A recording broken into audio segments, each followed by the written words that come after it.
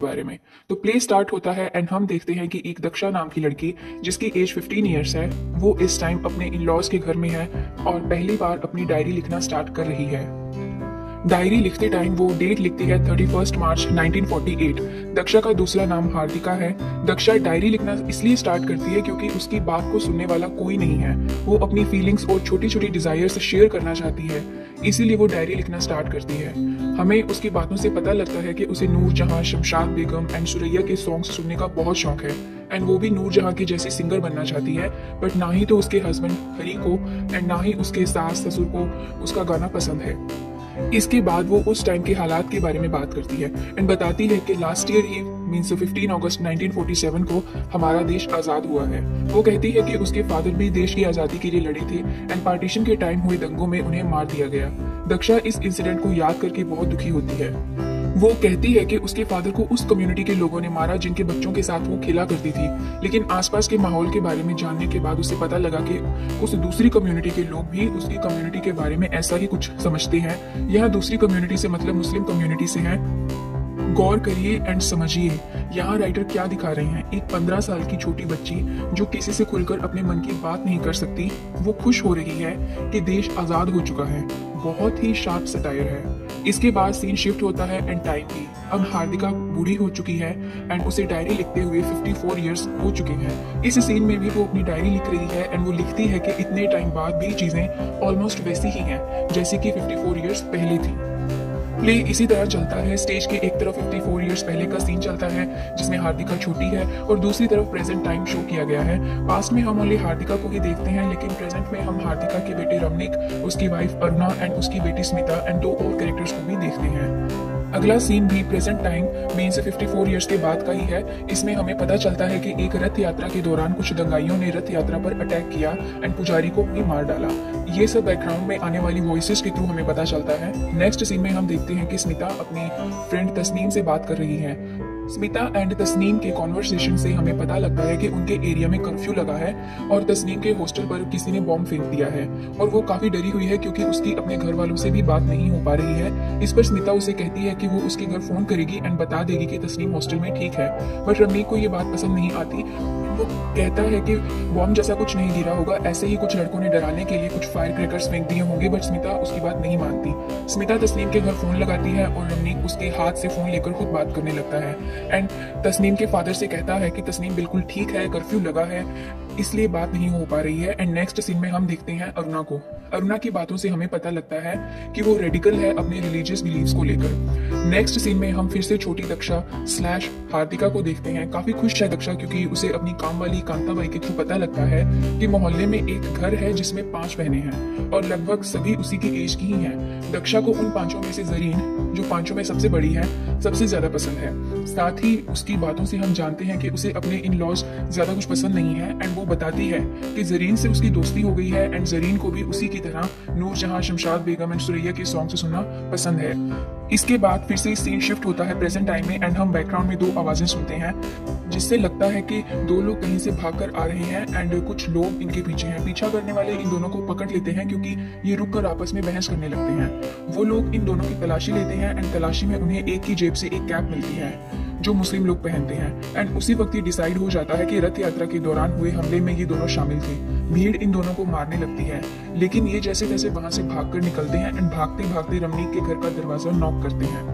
रमनीक दरवाजा खोल देता है एंड ये दोनों अंदर आ जाते हैं और गेट बंद कर देते हैं, लेकिन वही भीड़ रमनीक के घर के आगे आ जाती है पीछा करते हुए और उन दोनों को बाहर भेजने की धमकी देती है। अरुणा कहती है कि पुलिस को फोन करना चाहिए, लेकिन रमनीक ये दोनों ही बातें नहीं मानता। दोनों लड़के भी यही रिक्वेस्ट करते हैं कि रमनीक गेट ना खोले। रमनीक ऐसा ही करता है, लेकिन बाहर खड़ी भीड़ उसे काफी खराब बातें बोलती है और उसके घर में पत्थर भी फेंकती है। आगे हम जानते हैं कि इन दोनों लड़कों का नाम बब्बन एंड जावेद है, लेकिन बब्बन ने खुद का नाम बदल के बॉबी रख लिया क्योंकि बब्बन नाम के कारण उसको काफी बुली किया जाता था। उसी की जेब में कैप मिली थी जिस वजह से उनकी आइडेंटिटी डिस्क्लोज हुई। यहाँ हम देखते हैं कि बॉबी काफी शांत है एंड जावेद ठीक इसके ऑपोजिट। रमनीक इन दोनों के बारे में इनसे पूछता है तो बॉबी बताता है कि उसने कॉलेज में आकर एंड जावेद ने स्कूल में अपनी पढ़ाई छोड़ दी थी। अरुणा फिर से बॉबी एंड जावेद को घर से बाहर भेजने को कहती है, लेकिन रमनीक अरुणा को उनके लिए पानी लाने को बोलता है। तभी स्मिता वहां आती है और वो बॉबी एंड जावेद को पहचान लेती है। वो बताती है कि जावेद उसकी दोस्त तस्नीम का भाई है और बॉबी तस्नीम का मंगेतर है। ये जानने के बाद रमनीक पूछता है कि अभी कुछ देर पहले ही तो उसकी जावेद के फादर से बात हुई थी, तो उन्होंने क्यों नहीं कहा कि उनका बेटा भी यही अमरगांव में है। इस पर जावेद गुस्सा करता है एंड कहता है कि वो अपने माँ बाप के साथ नहीं रहता। इसके बाद हार्दिका कहती है कि इन्हें अभी के लिए यहीं रहने दो, जो ये मांगे इन्हें दो, लेकिन इसके अलावा इन दोनों से कोई बात ना करो। रमनीक बॉबी और जावेद को बताता है कि पार्टीशन के ठीक बाद हार्दिका के फादर, जो रमनीक के ग्रैंडफादर लगे, उनको दंगों में मार दिया गया था। मगर जावेद रमनीक को ताना देता है ये सुनकर कि वो तो मेजोरिटी से बिलोंग करता है, तो उसे तो प्रिविलेज है और ये प्रिविलेज उसे काफी अच्छा लगता होगा। लेकिन रमनीक कहता है कि उसने कभी इन बातों पर गौर नहीं किया। फिर वो उस दिन हुए दंगे के बारे में बात करता है। तभी स्मिता आकर कहती है कि बॉबी एंड जावेद को जमीन पर ही सोना होगा क्योंकि उनके घर में और जगह नहीं है। इस पर जावेद कहता है कि मुझे तो आदत है क्योंकि हम दोनों अमरगांव नौकरी की तलाश में आए हैं और नौकरी ना होने की वजह से वो बस किसी तरह गुजारा कर रहे हैं। ये बात जानकर रमनीक उसी वक्त उन्हें अपनी दुकान में जॉब करने का ऑफर देता है, बट स्मिता अपने फादर को रोकती है एंड वो बताती है कि जावेद के किसी टेररिस्ट ग्रुप से रिलेशन है एंड वो यहाँ दंगा करने के मकसद से ही आया है। जावेद की इन्हीं हरकतों के चलते उसे उसके पेरेंट्स ने घर से बाहर निकाल दिया था। तस्नीम उसे ये सब बता चुकी है। इस पर जावेद कहता है कि तस्नीम ने उसे ये सब बताया था तो साथ ही ये प्रॉमिस भी लिया था कि वो ये सब बातें किसी को नहीं कहेगी, लेकिन स्मिता ने अपना किया प्रॉमिस तोड़ दिया। बॉबी भी कहता है कि जावेद अब पहले जैसा नहीं रहा, बदल चुका है। नेक्स्ट सीन में हम फिर से छोटी हार्दिका को देखते हैं। वो बताती है कि उसका हस्बैंड हरी अब अपने फादर के साथ दुकान करेगा एंड साथ ही जरीन की भी बात करती है कि उसके अब्बा की दुकान में आग लग गई थी और जरीन के अब्बा उसके ससुर की मील पर आए थे। वो अंदाजा लगाती है कि शायद जॉब मांगने गए होंगे। वो खुश होती है कि अगर जरीन के फादर उसके ससुर के यहाँ जॉब करने लगे तो उसे जरीन से बात करने से कोई नहीं रोकेगा। सीन शिफ्ट होता है और हम जावेद, बॉबी और रमनीक को बात करते हुए देखते हैं। रमनीक पूछता है जावेद से कि उसे कितने पैसे मिलते हैं इस तरह दंगा फसाद करने के लिए, तो जावेद गुस्से में कहता है कि हाँ हाँ लाखों करोड़ों मिलते हैं। इस पर रमनीक कहता है कि अगर पैसे ठीक नहीं मिलते हैं तो गुस्सा क्यों करते हो, मेरे यहाँ जॉब कर लो। लेकिन जावेद उसका ये ऑफर रिजेक्ट कर देता है और कहता है कि उसे रमनीक का ये एहसान नहीं चाहिए। बॉबी उसे ऐसा करने से रोकता है।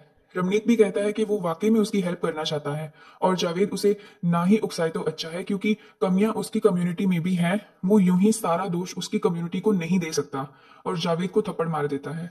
इस पर बॉबी पूछता है कि अगर रमनीक जावेद पर भरोसा ही नहीं करता तो फिर वो जावेद को नौकरी क्यों देना चाहता है। रमनीक जवाब देता है कि वो उसे एक मौका देना चाहता है। फिर जावेद रमनीक से माफी मांगता है। बॉबी रमनीक को बताता है कि जावेद एक बहुत ही ब्राइट स्टूडेंट हुआ करता था स्कूल में, लेकिन एक दिन गली में उसने डाकिये के कहने पर चिट्ठी देने के लिए किसी का गेट नॉक किया। तभी उस घर के अंदर से ही उसे झिड़क दिया गया कि चिट्ठी यहीं पर रख दो और निकल जाओ।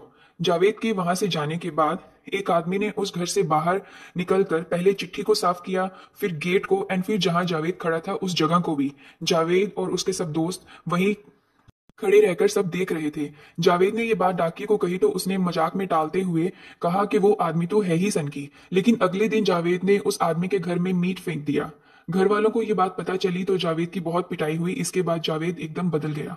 फिर बॉबी अपने मन की कहता है कि उसे अपनी आइडेंटिटी से शर्म आती है क्योंकि वो माइनॉरिटी से है, इसीलिए उसने अपना नाम बब्बन से बॉबी रख लिया। उसे कभी भी नाम के चलते किसी ने भी बुली नहीं किया। लेकिन जावेद ऐसा नहीं है, उसे अपनी आइडेंटिटी पर प्राउड है। नेक्स्ट सीन में फिर छोटी हार्दिका बताती है कि जरीन के अब्बा की शॉप में आग लगने के बाद वो जरीन के घर जाती है मगर छुपकर। फिर सीन शिफ्ट होता है और हम देखते हैं कि रमनीक, जावेद और बॉबी में बहस हो रही है और जावेद कहता है कि उसको ऑर्डर था कि वो रथ यात्रा के दौरान पुजारी को मार दे और मूर्तियों को भी तोड़ डाले। इस पर बॉबी कहता है कि उसने जावेद को रोकने की कोशिश की थी। जावेद बताता है कि चाकू लेकर वो पुजारी को मारने के लिए आगे तो बढ़ा था लेकिन मार नहीं पाया। फिर अचानक भगदड़ मच गई और उसने देखा कि किसी और ने पुजारी को मार दिया है और मूर्तियों को भी नुकसान पहुंचाया है। इस पर रमनीक जावेद को बहादुर कहता है और स्मिता भी आकर जावेद से माफी मांगती है उसके बारे में सब बताने के लिए। इसके बाद अरुणा स्मिता को साथ पानी भरने जाने के लिए कहती है, मगर जब जावेद कहता है कि वो और बॉबी पानी ले आएंगे तो अरुणा मना कर देती है। स्मिता अपनी मदर को ऐसा नहीं करने को बोलती है तो अरुणा उसे भी डांट देती है। इस पर स्मिता कहती है कि इन सब बंदिशों से उसका दम घुटता है और वो कहती है कि वो और बॉबी एक दूसरे को पसंद करते थे लेकिन रिलीजन अलग होने की वजह से एंड इन्हीं तानों की वजह से वो अपने रिश्ते को आगे नहीं बढ़ा पाए थे, क्योंकि ना ही तो स्मिता अपनी मदर का दिल दुखाना चाहती थी और ना ही जावेद अपने रिलीजियस सेंटिमेंट्स को हर्ट करना चाहता था। फिर स्मिता, बॉबी एंड जावेद पानी भरने के लिए बाहर चले जाते हैं और उन तीनों के जाने के बाद रमनीक स्मिता से कहता है कि उसे बहुत बुरा लग रहा है क्योंकि जावेद ने उसका जॉब ऑफर रिजेक्ट कर दिया। इसके बाद स्मिता, बॉबी और जावेद वापस आते हैं। बूढ़ी हार्दिका स्मिता से कहती है कि हालात नहीं बदले हैं और स्मिता भी इतने टाइम के बाद उसी के जैसे जी रही है। नेक्स्ट सीन में हमें छोटी हार्दिका बताती है कि वो अपनी नौकरानी कांताबाई के साथ चोरी छिपे जरीन के घर गई थी, ये पता लगाने कि जरीन के अब्बा ने उसके ससुर के यहाँ नौकरी क्यों नहीं की। जब जरीन के घर हार्दिका पहुंची तो जरीन बाकी घर वालों के साथ बैठी लंच कर रही थी और हार्दिका को भी वो अपने पास टेबल पर बिठा लेती है। हार्दिका को ये अच्छा नहीं लगता क्योंकि जरीन उसे भी नॉनवेज सर्व करती है। उसे गुस्सा आ जाता है और वो सामने रखी डिशेस को फेंक देती है। जरीन उस पर गुस्सा करती है और कांताबाई हार्दिका को वापस घर ले जाती है। नेक्स्ट सीन में हार्दिका जावेद और बॉबी से पूछती है कि क्या उन्होंने कभी पाकिस्तान जाने की सोची, तो इस पर जावेद कहता है कि पाकिस्तान तो नहीं मगर वो दुबई जाना चाहता है। फिर हार्दिका कहती है कि उनकी कम्युनिटी के लोगों ने उसके फादर को मार डाला था, इसीलिए वो उनकी कम्युनिटी से नफरत करती है। नेक्स्ट सीन में हम छोटी हार्दिका को उसके हस्बैंड हरी से मार खाते हुए देखते हैं। हार्दिका कहती है कि अब वो जरीन के घर कभी नहीं जाएगी, लेकिन हरी उसकी एक नहीं सुनता और उसे कमरे में बंद कर देता है। नेक्स्ट सीन में हम फिर से हार्दिका को ये कहते हुए देखते हैं कि वो बॉबी और जावेद की कम्युनिटी से नफरत करती है। रमनीक उसे ऐसा नहीं बोलने को कहता है। इसके बाद अरुणा पूजा करने लगती है। बॉबी मंदिर में एंटर होकर भगवान कृष्णा की मूर्ति को उठा लेता है और कहता है कि देखो, उसके छूने से उनके भगवान ने उसे कोई नुकसान नहीं पहुंचाया, मतलब उनके भगवान को उनकी कम्युनिटी से कोई डर और गुस्सा नहीं है। इसके बाद बॉबी कहता है कि उन्हें एक दूसरे पर भरोसा करना सीखना होगा और ऐसा कहकर बॉबी जावेद के साथ चला जाता है। अब रमनीक हार्दिका को बताता है कि दंगों का फायदा उठाकर उसके पिता और दादा ने मिलकर जरीन के फादर की दुकान जला दी थी ताकि वो उसे आधे दामों में खरीद सके। इसीलिए वो जावेद को नौकरी देना चाहता था ताकि उसकी गिल्ट कुछ कम हो। इस पर हार्दिका कहती है कि रमनीक ने उसे ये पहले क्यों नहीं बताया और इसी के साथ ये प्ले खत्म होता है।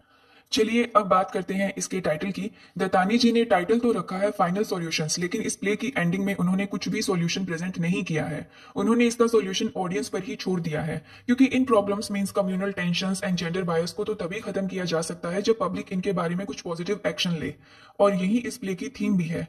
आई होप आपको ये प्ले अच्छे से समझ आ गया होगा। काफी डिटेल से मैंने इसे समझाने की कोशिश की है ताकि अगर आप ये वीडियो ही एक बार देख लें तो फिर कहीं से कुछ और हेल्प नहीं ढूंढनी पड़े।